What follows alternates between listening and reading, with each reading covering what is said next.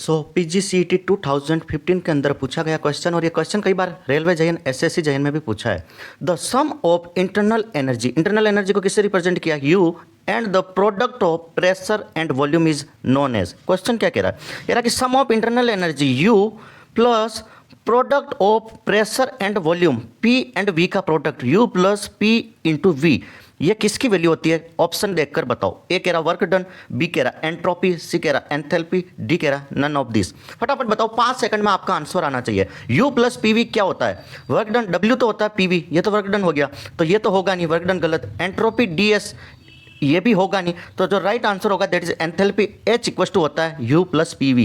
Enthalpy को किससे represent करते हैं? एच से। एंथैल्पी को किससे रिप्रेजेंट करते हैं? एस से। कोई डाउट है? ओके, एंथैल्पी को एस से रिप्रेजेंट करते हैं। अब आंसर को और डिटेल में देख लेते हैं। तो यहाँ पर आंसर क्या होगा आपका? C Chennai. C Chennai, enthalpy is the right answer. Okay, now come to this slide number 2। यहाँ पर हम डिटेल में डिस्कस करते हैं कि ये जो आंसर क्या दे रखा है, H equals to U plus P V. H क्या होता है? एंथैल्पी। ये क्या होता है? U plus P into V, pressure into volume. तो option C is right answer. कोई यहाँ पर डाउट है?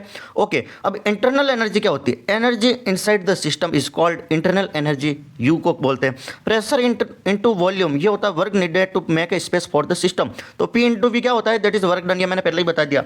और एंथैल्पी क्या होता है? कि total heat content of the system, किसी भी सिस्टम का जितनी टोटल हीट होगी ना अंदर, उसी को हम एंथैल्पी बोलते हैं। H equals to U plus P V, इसको रट लो, 1 मार्क्स क्वेश्चन।